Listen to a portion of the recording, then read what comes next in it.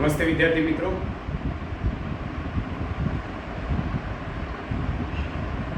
ધોરણ 11ની અંદર આપણે પારિભાષિક શબ્દોને ડિસ્કસ કરી રહ્યા છીએ. આ પૂર્વે આપણે ધંધકીય વ્યવહાર, બનાવ, મૂડી, ઉપાડ, છેલ્લે મિલકતોના પ્રકારો જોયા, જેની અંદર બિનચાલુ મિલકતો, ચાલુ મિલકતો અને અવાસ્તવિક મિલકતો. આટલે સુધી આપણે મુદ્દાઓ ડિસ્કસ કર્યા. આગળ વધારાના જે પારિભાષિક શબ્દો છે એને આપણે વન બાય વન જોઈએ. તો આગળ છે શબ્દ આવકો, એટલે રિસિપ્ટ્સ. રિસિપ્ટ્સ અથવા આવકોને આપણે એવું કહી શકીએ કે ધંધામાં જે કોઈ પણ વ્યવહાર થતા હોય છે એમાંથી જે રકમ પ્રાપ્ત થાય છે, જે રકમ મળે છે એ રકમને આપણે આવક કહી શકીએ છીએ. નાણાકીય પરિસ્થિતિમાં જે કોઈ પણ લાભ થાય છે, જે આપણને રકમ મળવા પાત્ર છે, એવી રકમને આપણે કહીએ આવક અથવા રિસિપ્ટ્સ. કેટલીક વખત આવક અને ઉપજ ઓલમોસ્ટ સરખો એનો મિનિંગ સમજવામાં આવે છે. ઉપજ પણ એ છે કે ધંધકીય વ્યવહારમાં જ્યારે માલનું વેચાણ કરવામાં આવે ત્યારે જે રકમ મળવા પાત્ર થાય છે અથવા જે રકમ મળી જાય છે એને આપણે ઉપજ કહીએ છીએ. તો આવક, ઇન્કમ અથવા રિસિપ્ટ્સ કહી શકીએ છીએ. તો આવા આવકના મુખ્ય બે પ્રકારો છે. એક છે મૂડી આવક અને બીજું છે મહેસૂલી આવક. તો મૂડી, અહીંયા ફરી વખત મૂડી આવક એટલે આગળ આપણે જોયું ધંધામાં માલિક જે રકમ રોકે છે એને આપણે મૂડી કહીએ છીએ. પણ અહીંયા મૂડી આવકનો અર્થ બદલાઈ જાય છે. જ્યારે મૂડી આવક કે મૂડી ખર્ચ જે લખવામાં આવે ત્યારે મૂડીનો મતલબ સમજો લાંબા ગાળા માટે. ત્યારે જે આવક ધંધાને લાંબા ગાળે મળવા પાત્ર હોય એવી કોઈ પણ આવકને મૂડી આવક કહે છે.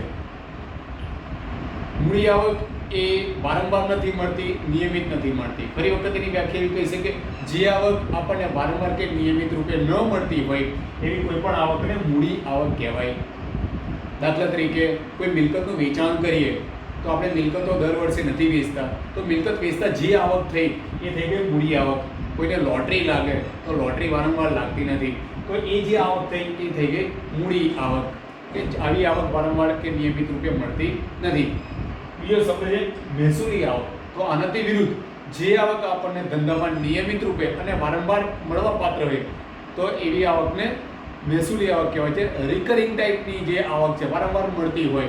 દાખલા તરીકે કોઈ હોલનું ભાડું આપણને વારંવાર મળતું હોય અથવા વટાવ મળતો હોય, વટાવ મળવા પાત્ર હોય, કમિશન મળવા પાત્ર હોય, તો જે કોઈ પણ રકમ આપણને વારંવાર મળતી હોય, દર મહિને મળતી હોય, 6 મહિને મળતી હોય, દર વર્ષે મળતી હોય, એવી રકમને કહેવાય છે મહેસૂલી આવક. એને નિયમિત અને વારંવાર મળવા પાત્ર રકમ, એવી આવકને કહેવાય છે મહેસૂલી આવક.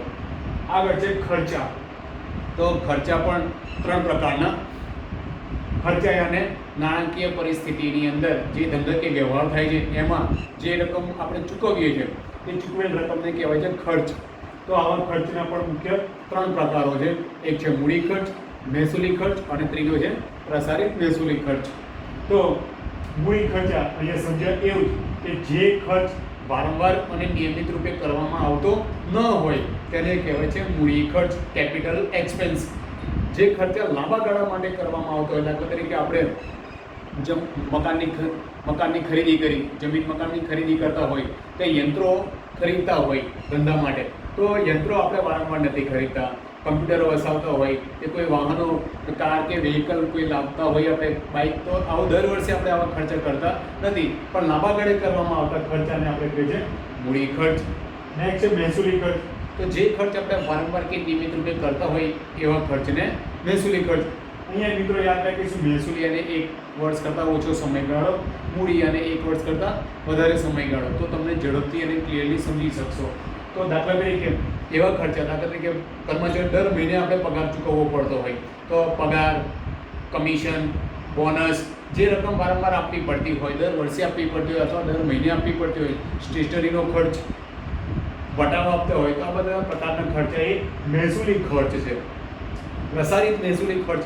અને હમણાં મિલકતોમાં ત્રીજા પ્રકારનો જો આપણે જોયો તો અવાસ્તવિક મિલકતો, તો એ છે પ્રસારિત મહેસૂલી ખર્ચ. ત્યારે એવો મોટો ખર્ચ, એવો કરેલો પીડીએલ, મોટા પ્રમાણનો ખર્ચ જેનો લાભ પેઢીને લાંબા ગાળા સુધી મળવા પાત્ર હોય, એ અવાસ્તવિક મિલકતો જ છે જેને આપણે ફિક્ટિશિયસ એસેટ્સ અથવા નહીં માંડી વાળે મહેસૂલી ખર્ચ અથવા પ્રસારિત મહેસૂલી ખર્ચ તરીકે પણ ઓળખી શકીએ છીએ. ઓકે, આગળ જોઈએ ઉપજ. હમણાં જે આવકની વાત કરી એ છે ઉપજ અથવા રેવન્યુ. રેવન્યુ એટલે જ્યારે ખરીદ વેચાણની પ્રવૃત્તિમાં જે રકમ મળે છે અથવા મળવા પાત્ર થયેલી હોય વેચાણમાંથી ઉદ્ભવતી રકમ એને કહેવાય છે ઉપજ અથવા રેવન્યુ. નફો કે લાભ. નફો કે લાભ તમને મિત્રો ખબર છે નફો એટલે શું અથવા લાભ એટલે શું? ઓકે, તો ધંધાના વ્યવહારની અંદર ધંધામાં જે કોઈ પણ વ્યવહારો થાય છે એમાંથી જે રકમ મળે છે સિમ્પલી આપણને એમાંથી બેનિફિટ થાય છે. દાખલા તરીકે ધંધામાં જેટલી એની જે લોજિકલ વ્યાખ્યા છે એ છે કે ધંધાની મહેસૂલી આવકમાંથી ધંધાના મહેસૂલી ખર્ચા બાદ કરતા જે રકમ વધે એટલે જે સરપ્લસ એમાઉન્ટ છે એને કહેવાય છે નફો. ધંધાની આમ તો આપણે કહીએ કે ખરીદી જે કરી, માનો કે 1 લાખ રૂપિયાની ખરીદી કરી અને આપણે એને 1,20,000 વેચીએ તો વધારાની જે રકમ છે 20,000 એ નફો અને પ્રોફિટ કહે છે. પણ એની ટેકનિકલ જે ડેફિનેશન છે એ આ છે કે મહેસૂલી ધંધાની મહેસૂલી આવકમાંથી ધંધાના મહેસૂલી ખર્ચા બાદ કરતા જે રકમ વધે છે એને કહેવાય છે નફો. લાભ એ નફાના જે એક સમાનાર્થી શબ્દ છે. દાખલા તરીકે આપણે જે મિલકતો હોય એને આપણે એની ઘસારા બાદની કિંમત કરતાં વધારે રકમથી વેચી દઈએ. માનો કે બાઇક હોય 70,000માં લીધી અને ઘસારો એનો 20,000 બાદ કરતાં આજની કિંમત એની 50,000 હોય પણ આપણે એને 60,000માં વેચીએ તો 10,000 રૂપિયા એ લાભ થયો કહેવાય. ઓકે, તો લાભ એ પણ નફાનો સમાનાર્થી શબ્દ છે, બેનિફિટ કહીએ. નેક્સ્ટ છે નુકસાન. તો આનાથી વિરુદ્ધ કે જ્યારે ધંધાની મહેસૂલી આવક કરતાં ધંધાના મહેસૂલી ખર્ચા વધી જાય તો જે વધારાની રકમ છે એ છે નુકસાન. જેને લોસ અથવા ખોટ, એને મિલકતો જ્યારે આપણે ઓછી કિંમતમાં વેચતા હોય તો એવી રકમને કહેવાય છે ખોટ. બહુ કોમન વર્ડ છે. નેક્સ્ટ છે માલનો સ્ટોક. ઓકે, એકાઉન્ટમાં વારંવાર શબ્દ આવશે સ્ટોક. માલનો સ્ટોકનો મતલબ શું થાય? તો સ્ટોક એટલે ધંધાના માલિકે જે મિલકત ખરીદી છે, જે કોઈ પણ વસ્તુનો વ્યવહાર કરતા હોય એ વસ્તુ વર્ષના અંતે જે વેચાયા વિનાનો રહે એને અનસોલ્ડ ગુડ્સ, એને વર્ષના અંતે જે માલ વેચાયા વિનાનો પડ્યો રહે ધંધામાં એને કહેવાય છે માલનો સ્ટોક. હવે આવો માલનો સ્ટોક આ વર્ષનો આખરનો સ્ટોક એ બીજા વર્ષે શરૂઆતનો સ્ટોક બને છે. એને સ્ટેશનરીવાળા ધંધા માટે સ્ટેશનરી એનો સ્ટોક કહેવાય. એને માલનો સ્ટોક છે. એ વર્ષના અંતે જેટલો વેચાયા વિનાનો રહે એ છે માલનો સ્ટોક. બે શબ્દો મહત્વના: દેવાદારો અને લેણદારો. તો મિત્રો, દેવાદારો એટલે એવા ગ્રાહકો. દેવાદારો કોણ છે? ગ્રાહકો. દેવાદારો અને એવા ગ્રાહકો જેને વેપારીએ ઉધારમાંનું વેચાણ કર્યું છે, તેને માલ વેચ્યા પછી જે નાણાં લેવાના બાકી હોય, જો રોકડેથી માલ વેચવામાં આવે તો દેવાદારો ઉદ્ભવતા નથી. પરંતુ એવા ગ્રાહકો જેને આપણે માલ ઉધાર વેચ્યો હોય તો આવા જે ગ્રાહકો પાસેથી નાણાં લેવાના નીકળતા હોય એવા ગ્રાહકોને કહેવાય છે દેવાદારો. એનાથી વિરુદ્ધ લેણદારો, એને વેપારીઓ. એને એવા વેપારીઓ જેની પાસેથી આપણે ધંધો ચલાવીએ છીએ તો આપણે માલ ઉધારથી ખરીદ્યો હોય તો આપણે એવા વેપારીઓને નાણાં ચૂકવવાના હોય છે તો એવા વેપારીઓને કહેવાય છે લેણદારો. એને જ્યારે માલ ઉધાર વેચાણ કરવામાં આવે ત્યારે જે ગ્રાહકો બનતા હોય એવા ગ્રાહકોને દેવાદારો કહેવાય અને જ્યારે માલનું ઉધાર ખરીદી કરવામાં આવે તો એવા વેપારીઓને લેણદારો કહેવાય છે. દાખલા તરીકે એક્સે ભાઈ પાસેથી 5,000નો માલ ખરીદ્યો. એક્સે ભાઈ પાસેથી 5,000નો માલ ખરીદ્યો તો એક્સ એ ગ્રાહક છે અને ભાઈ એ વેપારી છે. તો એક્સ એ ભાઈ માટે દેવાદાર છે કારણ કે એ ગ્રાહક છે, જ્યારે ભાઈ એ વેપારી છે જે ગ્રાહક માટે લેણદાર બને છે. yani એવો માણસ જેની પાસેથી નાણાં લેવાના હોય એ દેવાદારો છે અને જેને આપણે ચૂકવવાના છે એ આપણા માટે લેણદારો છે. અમને કહેવાય છે ડેટર્સ અને આને કહેવાય છે ક્રેડિટર્સ. ઓકે, આગળ જોઈએ હુંડી. પાર્ટ 2 ની અંદર આખું ચેપ્ટર છે હુંડી, બિલ્સ ઓફ એક્સચેન્જ. તો એમાં હુંડીનો મતલબ શું થાય તો થોડું ડીપમાં જઈએ કે દેવાદાર અને લેણદાર જે બે પક્ષકારો છે એમાં લેણદાર દેવાદારને માલ વેચે છે, લેણદાર દેવાદારને ઉધાર માલ વેચે છે. તો આવો ઉધાર માલ જે વેચ્યો એ એના પાસે લેણદાર પાસે કોઈ તો પ્રૂફ હોવું જોઈએ કે આ એક્સ વ્યક્તિને માલ વેચ્યો. તો લેણદાર જે ધંધાનો વેપારી છે એ કોઈ બિલ બનાવે છે દેવાદારના નામનું, ઓકે, મિસ્ટર કરી, અને માનો કે 5000 નો માલ વેચ્યો તો આવું તારીખ વાઇઝ અને આમાં ટાઈપનું બિલ બનાવે છે કે મિસ્ટર એક્સ ₹5000 આ તારીખે ચૂકવવા પાત્ર બને છે. એટલે દેવાદાર આ હુંડી પર અહીંયા સાઇન કરશે. દેવાદાર આને કહેવાય બિલ. આ બિલ ઉપર એક રેવન્યુ સ્ટેમ્પ હોય એના પર સહી કરશે અને એનો સ્વીકાર કરે છે. સ્વીકાર એને સહી કરી અને લેણદારને પાછું આપે છે. ફરી વખત આ એક એવો દસ્તાવેજ છે અથવા બિલ છે, આ એવો લેખિત દસ્તાવેજ છે કે જે લેણદારે દેવાદારને માલ ઉધાર વેચ્યો તો દેવાદાર આ દેવાનો સ્વીકાર કરે છે. સહી કરીને લેણદારને આ દસ્તાવેજ પાછો આપે છે.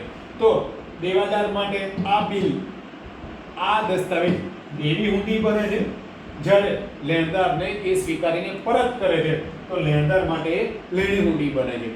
ફરી વખત, જ્યાં સુધી દેવાદાર આના ઉપર સહી ન કરે, સ્વીકાર ન કરે, ત્યારે આ હુંડી અસ્તિત્વમાં આવતી નથી. જ્યારે માલનું ઉધાર વેચાણ કરવામાં આવે ત્યારે લેણદાર એક પુરાવા તરીકે આવો એક દસ્તાવેજ બનાવે છે અને દેવાદાર એના ઉપર સ્વીકાર કરે છે, એના ઉપર સહી કરી અને લેણદારને પરત કરે છે. મિત્રો, તો આ જે બિલ છે એ એકની એક જ છે, પણ એકના માટે લેણી હુંડી, લેણદારો માટે લેણી હુંડી, દેવાદારો માટે દેવી હુંડી. મોટાભાગના વિદ્યાર્થીઓ એવું સમજતા હોય કે આવો પ્રશ્ન પૂછવામાં કે હુંડી કોણ લખે, તો આવો જવાબ મળે કે લેણદાર લેણી હુંડી લખે, દેવાદાર દેવી હુંડી લખે. But it's wrong. હુંડી એક જ છે. એકના માટે લેણી હુંડી છે, બીજાના માટે દેવી હુંડી છે. ઓકે, આગળ જોઈએ પડતર. પડતરનો મતલબ થાય છે કોઈ મિલકત ખરીદીએ અથવા માલ ખરીદીએ તો એની મૂળ કિંમત વત્તા જે કોઈ પણ ખર્ચો કરવામાં આવેલ હોય એ ખર્ચનો સરવાળો, એ બંને રકમ ભેગી કરીએ એટલે એને બને છે કોસ્ટ અથવા પડતર. જેને આપણે બાઇક ખરીદીએ તો એની એક શોરૂમ પ્રાઇસ માનો કે 70,000 હોય અને એનો આરટીઓનો ખર્ચ કે પછી ઇન્સ્યોરન્સ આ બધું ઉમેરીએ અને બીજા 5,000 એમાં ઉમેરીએ તો ટોટલ બાઇકની વેલ્યુ થઈ ગઈ 75,000. તો એ થઈ ગઈ એની કોસ્ટ પ્રાઇસ.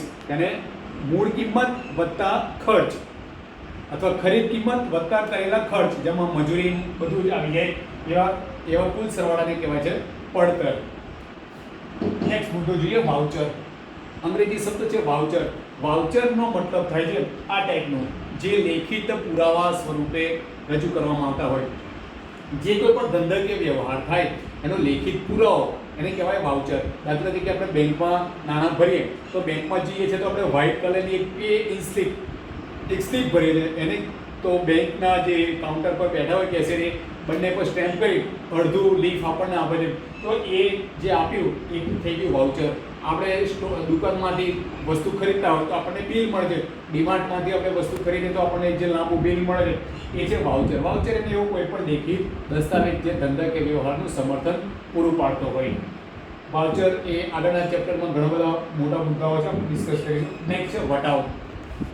વટાવના મુખ્ય બે પ્રકારો છે, વેપારી વટાવ અને રોકડ વટાવ. તો વટાવ એ વેપારી દ્વારા એટલે લેણદાર વેપારી દ્વારા ગ્રાહકને વસ્તુની ખરીદી કરવા માટે ઉત્તેજન આપે. આપણી ભાષામાં આપણે કહી શકીએ કે મૂળ કિંમત કરતાં ઓછી કિંમત લેવામાં આવતી હોય. 100 રૂપિયાનો માલ હોય અને આપણે 10% ઓછી કિંમત એને 10 રૂપિયા કાપીને 90માં આપવામાં આવતો હોય તો 10 રૂપિયા વટાવ. એને માર્જિનલ એમાઉન્ટ જે કટ કરેલી હોય, ઓછી કરેલી હોય એ છે વટાવ. એ આપણે આમદોદના ચેપ્ટરમાં ડિટેલમાં જઈશું. બે પ્રકારના વટાવ છે, વેપારી વટાવ અને રોકડ વટાવ. આગળ પાછો મળેલ વટાવ અને આપેલ વટાવ, એ પણ એના પ્રકાર છે. તો વટાવ એની મૂળ કિંમત કરતાં ઓછી કિંમતમાં જે આપણે ચૂકવવા પાત્ર અથવા મળવાપાત્ર રકમ બને છે તે. વટાવ એ ખર્ચ પણ હોઈ શકે અને આવક પણ હોઈ શકે. નેક્સ્ટ મહત્વનો મુદ્દો છે ઘસારો. ભાગ 2 ની અંદર આપણે એક મહત્વનું ચેપ્ટર છે ઘસારો. ઇંગ્લિશમાં કહેવાય છે ને ડેપ્રિસિએશન. ટુ ડેપ્રિસિએટ એને મૂલ્ય ઓછું કરવું.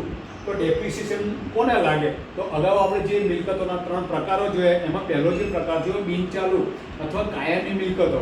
તો કાયમી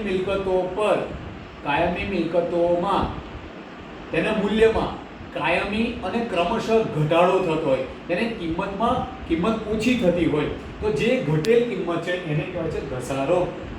ઓકે, ફરી વખતે મોબાઈલ શોરૂમમાંથી પરચેઝ કર્યો, 2 કલાક અથવા કલાક વાપર્યો અને 20,000નો મોબાઈલ હતો, કલાક વાપર્યો, હાય હેલો કર્યો, 1-2 પિક્ચર ફોટો પાડ્યા અને હવે આપણે એમને જો વેચવા જઈએ તો આપણને એને પૂરેપૂરી 20,000 રૂપિયા મળશે નહીં. લેપટોપ કે પછી કોઈ કમ્પ્યુટર ખરીદ્યું, બાઇક ખરીદ્યું, કાર ખરીદી, તમે કોઈ પણ વસ્તુ ખરીદો છો તો એ તરત જ શોરૂમમાંથી બહાર નીકળો છો, ફરી પાછા તો એની મૂલ્યમાં શું થઈ ગયો હોય છે? ઘટાડો થઈ ગયેલો હોય છે. ઘટાડાના ઘણા બધા પરિબળો છે એ આપણે પાર્ટ 2માં ડિસ્કસ કરીશું. ઇન શોર્ટ, મૂલ્યની વસ્તુની કિંમતમાં થયેલો ઘટાડો એ કોઈ પણ કારણસર હોઈ શકે. ઘાલખાતનો મતલબ દેવાદારો પાસેથી જે લેણી નીકળતી રકમ છે, દેવાદારો પાસેથી જે નાણાં લેવાના છે એ જેટલા નાણાં ન મળે, અને જે પાછા મળતા નથી, જે રકમ પાછી નથી મળતી એવી રકમને આપણે કહી શકીએ ઘાલખાત, બેડ ડેટ. અને એવી રકમ કે જે ડૂબેલી હોય, દેવાદાર પાસેથી માનો કે 10,000 રૂપિયા લેવાના હોય, હવે દેવાદારની પરિસ્થિતિ કપરી છે, એ નથી ચૂકવી શકતો, તો દેવાદાર 10,000 માંથી માનો કે 6,000 ચૂકવે છે, તો જે 4,000 ન ચૂકવ્યા એ 4,000 ન ચૂકવેલ રકમને કહેવાય છે ઘાલખાત અથવા બેડ ડેટ અથવા ડૂબેલું લેણું. યાને દેવાદાર પાસેથી જે મળવાપાત્ર રકમ હતી એ રકમ ઓછી મળે અથવા પૂરેપૂરી ન મળે તો એવી રકમને કહેવાય છે ઘાલખાત.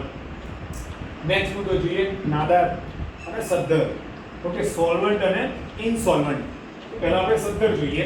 સદ્ધર એટલે એવી વ્યક્તિ કે જે પોતાનું જે નાણાકીય જવાબદારી છે અથવા દેવું છે એ નિયમિતપણે ચૂકવી શકતો હોય, અથવા જેની મિલકતો કરતાં દેવું ઓછું હોય, જે ધંધાની મિલકતો કરતાં દેવું ઓછું હોય એવી પેઢી કે એવા વ્યક્તિને સદ્ધર કહેવાય છે. એ પોતાનું દેવું ચૂકવવા માટે સમર્થ હોય છે. એનાથી વિરુદ્ધ નાદાર. નાદાર એને એવો વ્યક્તિ અથવા એવી પેઢી જે પોતાનું દેવું નિયમિત રૂપે ચૂકવી શકતા ન હોય, અથવા જેની મિલકતો કરતાં દેવું વધારે હોય એવી પેઢી કે એવા વ્યક્તિને નાદાર અથવા ઇનસોલ્વન્ટ કહેવાય છે. ઇનસોલ્વન્ટ થાય ત્યારે ઘાલખાત ઊભી થાય છે. છેલ્લો મુદ્દો છે ઉધાર અને જમા. તો ઉધાર એટલે આપણે આગળના ચેપ્ટરમાં જોઈશું, ખાતું બનાવીશું. ખાતાની ડાબી બાજુ કોઈ રકમ નોંધવામાં આવે, ખાતાની ડાબી બાજુ કોઈ હિસાબી નોંધ કરવામાં આવે તો એને કહેવાય ઉધાર કરી. એનાથી વિરુદ્ધ જ્યારે ખાતાની જમણી બાજુ કોઈ રકમ નોંધવામાં આવે તો એને કહેવાય છે જમા કરી. અગેન, ઉધાર અને ડેબિટ. આમ તો ઉધાર આપણે ઉધાર એટલે શાખને પણ કહીએ, પણ ખાતાની ઉધાર બાજુ અને ખાતાની ડાબી બાજુ નોંધ કરવી એને કહેવાય છે ઉધાર કરવું, અને ખાતાની જમણી બાજુ હિસાબી નોંધ કરવી એને કહેવાય છે જમા બાજુ.